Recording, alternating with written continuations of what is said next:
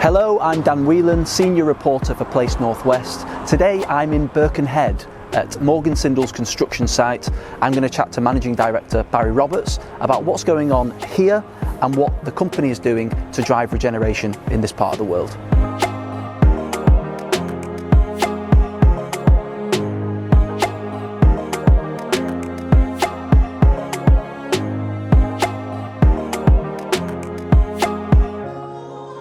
So Barry, we're here on site in Birkenhead. Do you want to tell us just a little bit about what's happening on this project and then how it also fits into the wider regeneration of Birkenhead?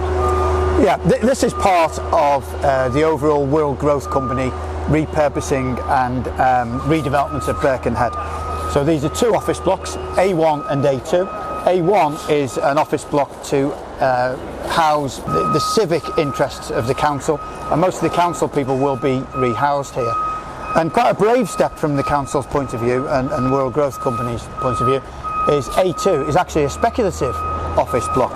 And obviously the hope, and people are feeling really confident about it, is that we will bring in some big tenants, some big anchor tenants to move into A2. What that will bring to the overall development is footfall. It brings the people into one place.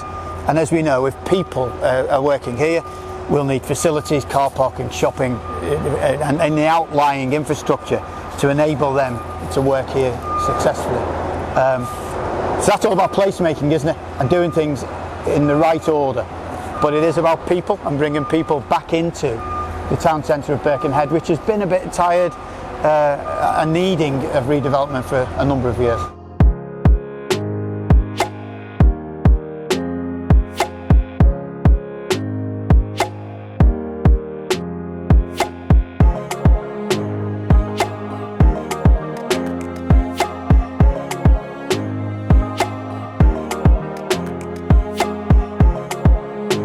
Barry, tell us a little bit about you as a person and how you started out in construction and how you got to where you are now. I'm from a place called Woodchurch, which is in Birkenhead, and it's fair to say Woodchurch was a council estate where role models and ambassadors and kind of people to look up to amongst my friends, my peers and parents. It was very much a working class kind of background. Just getting a job in the early 80s was actually quite a struggle. So I left school with my 4 O-levels and then started off at Liverpool Community College doing an OND in construction. I ended up then passing that course and then going to Liverpool Polytechnic, where I did a HND and then later did my Chartered Institute of Building exams. And there used to be a thing called milk round. I don't know whether big companies do the milk round anymore, but Balfour Beatty came to the Poly and they were looking for year-out students, so I secured a place with them. And that was my kind of first taste of the construction industry on site. I then subsequently joined Balfour Beatty as a graduate trainee, and I then embarked on a number of years as a site engineer up and down the country on kind of big construction projects, where I kind of gained some really fantastic experience of the industry and how to build things really, and then meeting people from different walks of life. So then you start meeting people with different career aspirations and ambitions, and people who wanted who decided very early on that they wanted to be project managers and contracts managers and directors.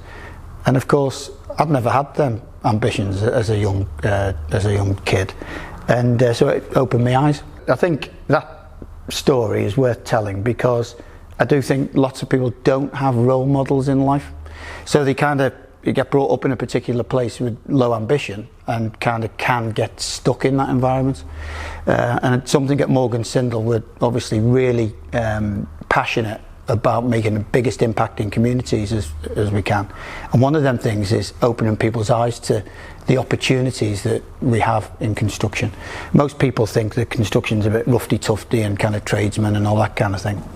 But of course it's not. Legal aspects, quantity surveying, design management, architecture, engineering, administration, accountancy, finances, HR, branding, and all that kind of stuff. There's lots of different aspects to the industry, and we try hard to get out into the communities and encourage diversity into the company by kind of picturing and framing what opportunities that we have.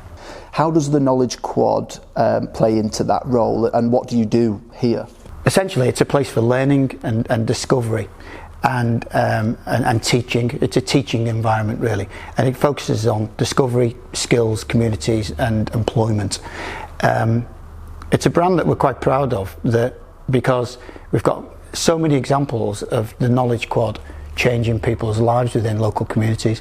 We first started this venture on our Paddington Village project in the Knowledge Quarter in Liverpool, and the success in terms of enabling local schools and colleges and apprentices and local people to come to a live vocational environment where they can see construction skills firsthand. So take it away from the textbook, take it away from the classroom and learn on site, where my guys, project managers, site managers, quantity surveyors, design managers can talk about real things and deliver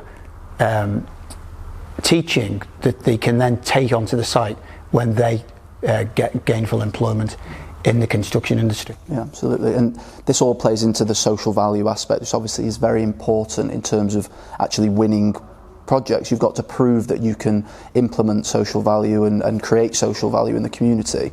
I think perhaps it's fair to say that is, or previously was maybe viewed as a bit of a burden, having to do that. Why do you think social value is important? So the passion is the starting point. I think it's bad if the starting point is let's tick some boxes to win some work because our clients are making us do it. That's bad. And we've seen aspects of that in the industry. I can genuinely say at Morgan Sindall that our people are absolutely passionate about delivering it. I'm absolutely passionate about it. I'm passionate about changing people's lives for the better. And all of our projects are bought into it now. They actually enjoy it. It's part of our culture, it's part of our behaviours, and we absolutely enjoy it as well. We're here at Birkenhead Market. You mentioned about the future of Birkenhead and having a new identity. Does this have a part to play in that? Yeah, Birkenhead has always had a thriving market. Just a little way away from here was the original market, which was an absolute jewel in the crown for Birkenhead. It was a thriving market. People would come from all over the northwest to here. In fact, I think the original Marks and Spencer's guys used to travel across from Leeds and had a stall here twice a week. So it was a brilliant part of Birkenhead and its history. As you can see, this existing market is adjacent to the new civic centre that we're building, and it's fair to say that it needs a bit of modernisation and repurposing. So the council have got some exciting plans of building a new market facility, making it better for the market traders, just a little way across Pyramids shopping centre, and it will absolutely complement that redevelopment of the city centre, bring this back to life and complement the civic centre as well.